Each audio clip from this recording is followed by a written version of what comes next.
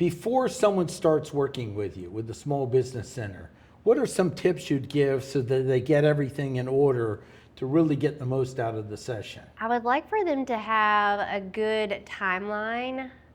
I would like for them to have a rough draft of their startup expenses, and it would be excellent if they would have a rough draft of their business plan.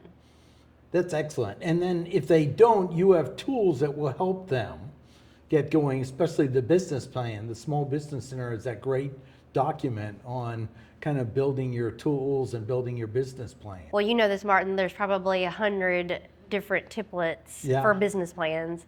I actually have about 10 that I like, and I will use those with clients. So, and we have LifePlan, which is a software that you can build your business plan, and then we've just worked piece by piece with each client and just did a section here, a section there.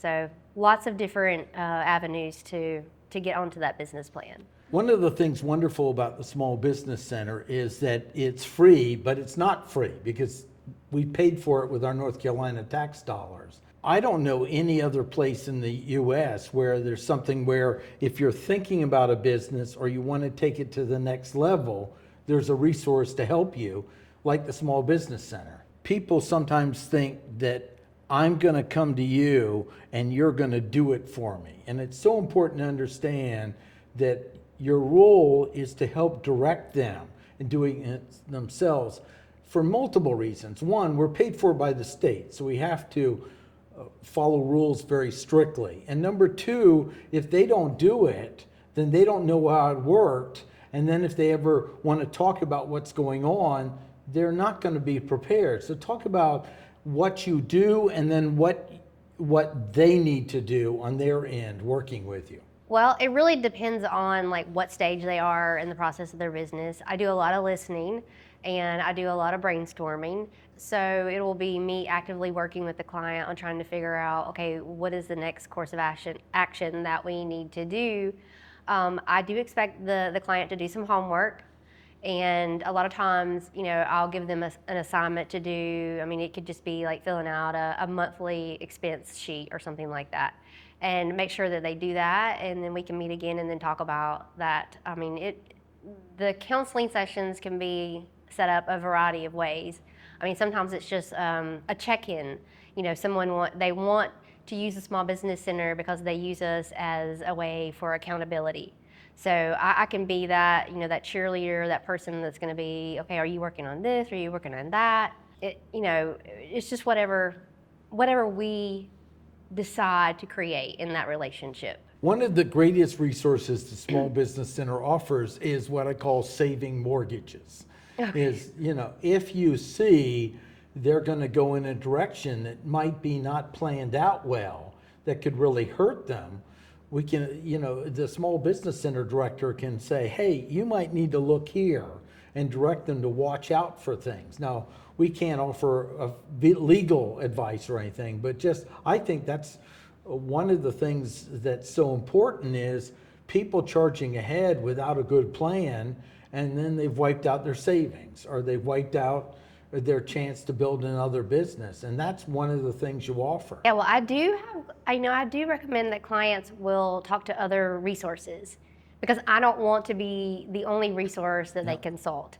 So I will have them, you know, reach out to an attorney or an accountant or reach out to someone who maybe has a similar business that you have, because I think people who are already doing a business can be really great mentors if they have the time to do that.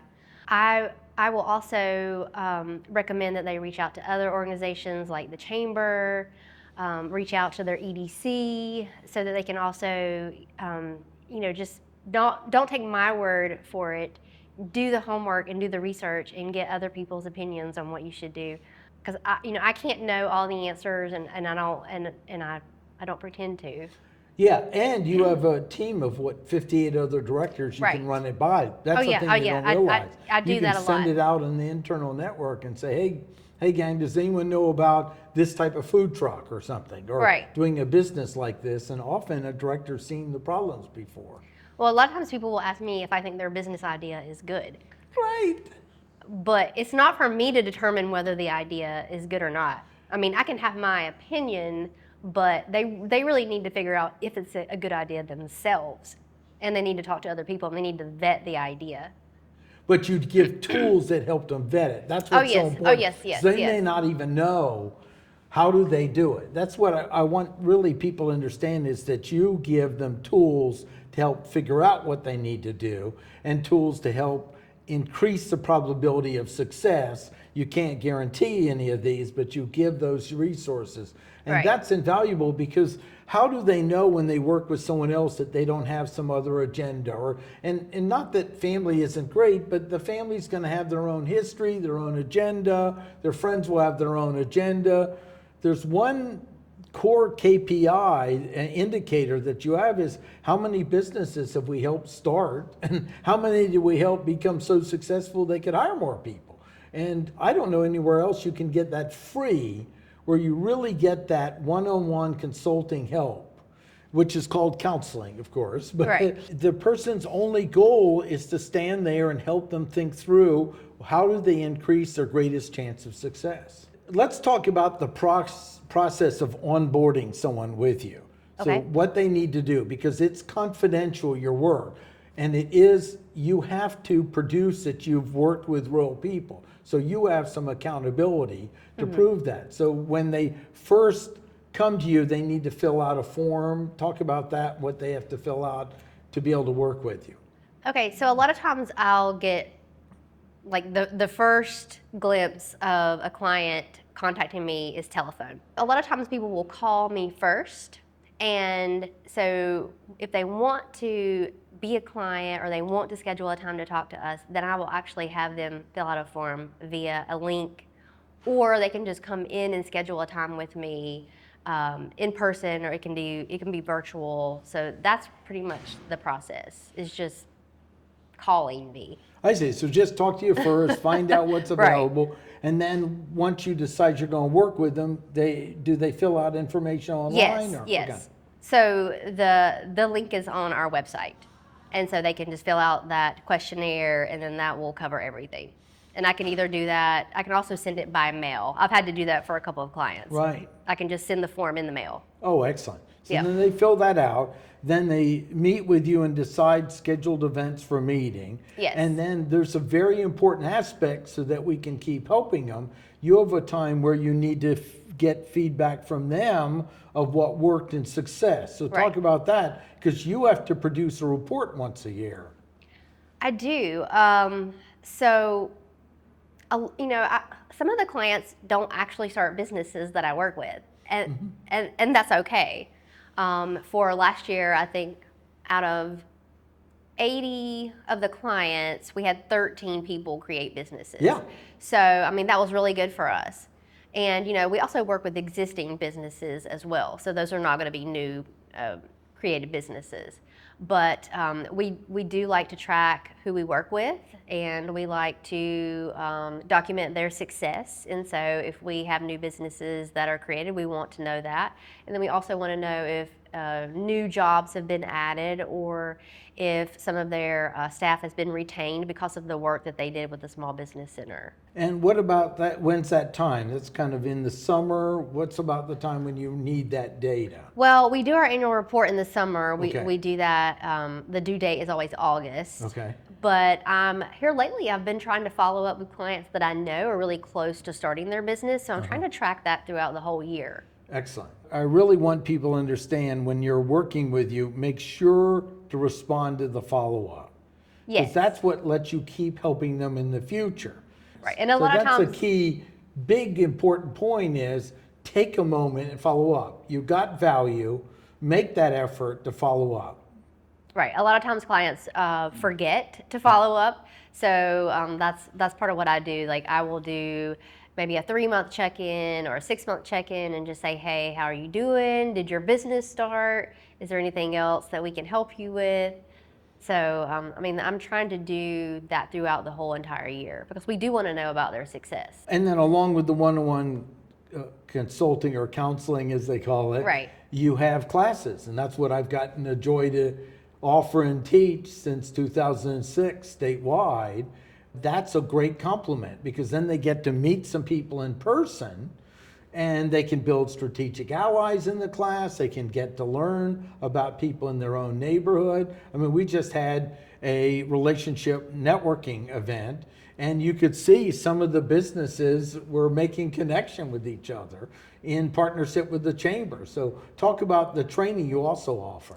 Yeah, we do offer training throughout the year. We do virtual training, and then we also do in-person training, and then we do like the hybrid version, which we're doing this evening later on the AI, so we can offer experience in the classroom and then also have that simultaneously casted on the web.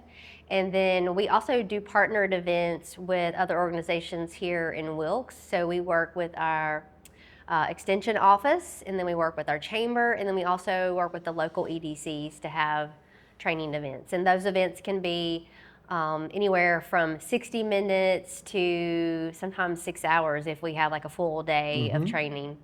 So it varies, and we try to do that at different times also. So we have them in the morning, lunch, and in the evening.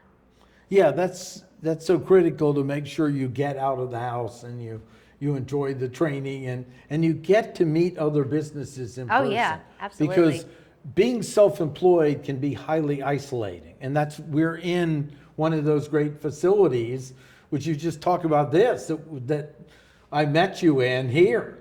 Right, so we are at the Masthead, which is downtown North Wilkesboro, which is a co-working facility, and they have been open a little over a year now.